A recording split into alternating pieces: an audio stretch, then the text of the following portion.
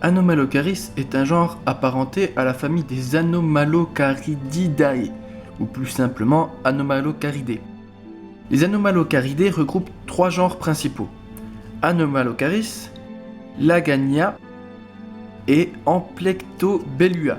On inclut aussi 4 autres genres dans les Anomalocaridae, qui sont Parapeitoia, Opabinia, Pampdelurion et Kerygmachela. Que des bestioles assez étranges.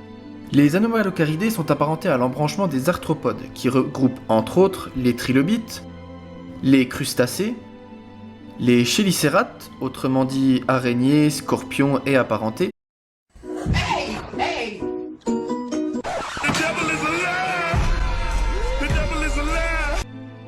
ou encore les insectes.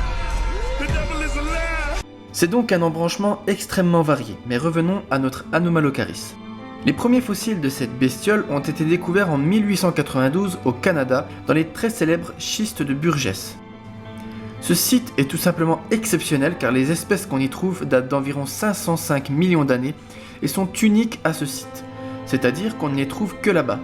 Mais à l'époque, on ne retrouva que quelques morceaux de cet animal et on pensait qu'il s'agissait de plusieurs espèces différentes. La bouche était prise pour le corps d'une méduse. Les appendices préhensiles qu'il possédait à l'avant de sa bouche étaient interprétés comme des abdomens de crevettes, d'où le nom Anomalocaris. Anomalo fait bien penser à anomalie et charis veut dire crevette en grec, autrement dit une crevette étrange.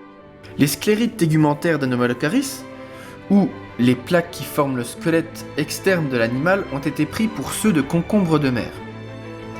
Il faudra attendre plusieurs décennies pour se rendre compte qu'il s'agissait de plusieurs organes d'un seul et même animal. Depuis, d'autres fossiles d'Anomalocaris ont été mis au jour, plus complets et surtout en connexion. Aujourd'hui, on retrouve des fossiles d'Anomalocaris en Chine ou en Australie.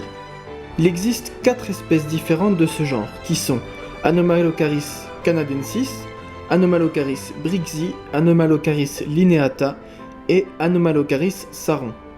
Cet animal a vécu entre 535 et 520 millions d'années à la période du Cambrien.